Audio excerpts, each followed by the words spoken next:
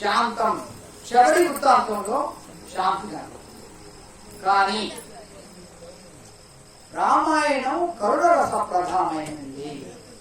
కరుణ రసం అంటే కరుణ ఉత్పత్తి, కరుణ కలుగుతుంది మనకు ఎన్నో అనేక సందర్భాలు. విధి చేతిలో వంచితులైపోయి ఎటూ పాల్పోక ఎంత గొప్ప వ్యక్తులైనా, సీత అయినా కావచ్చు, రాముడైనా కావచ్చు, హనుమంతుడైనా కావచ్చు, ఏ విధంగా మనం విధి చేతిలో కీలు బొమ్మలము అని ఏమి చేయలేకపోతారు. అది కరుణ రసానికి నాంది అవుతుంది. ఆ విధంగా రామాయణంలో అనేక సార్లు మనకు కరుణ రసం బాగా ఉట్టి కనపడుతూ ఉంటుంది. ఈ రామాయణం మనకు చక్కగా జీవితానికి ఒక దీప స్తంభం లాగా మనకు వెలుగునివ్వాలి. మనము రాముణ్ణి పూజిస్తున్నాము అంటే ధర్మాన్ని పూజిస్తున్నాము అని.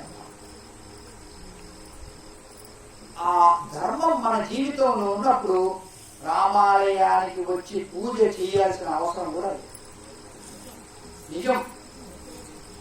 ఆ ధర్మం రాముడిని చూశాము అన్నప్పుడు ధర్మం మనకు జ్ఞాపకం రావాలి.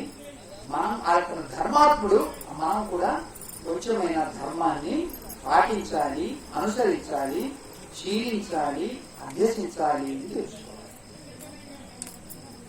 కనుక ఈ రామాయణ ప్రవచనం కొన్ని విషయాలను మీకు రామాయణం నుంచి పరిచయం చేసింది.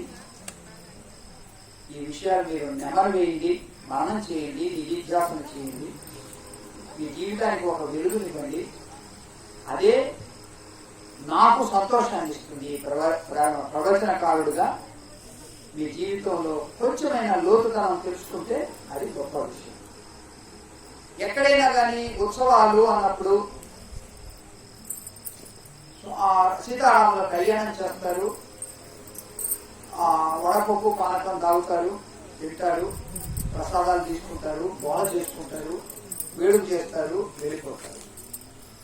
ఈ విధంగా ఉపన్యాసం పెట్టడము, రామాయణ జ్ఞానాన్ని పాలన చేయడం అనేది చాలా అరుదుగా జరుగుతుంది పల్లెటూళ్ళలో.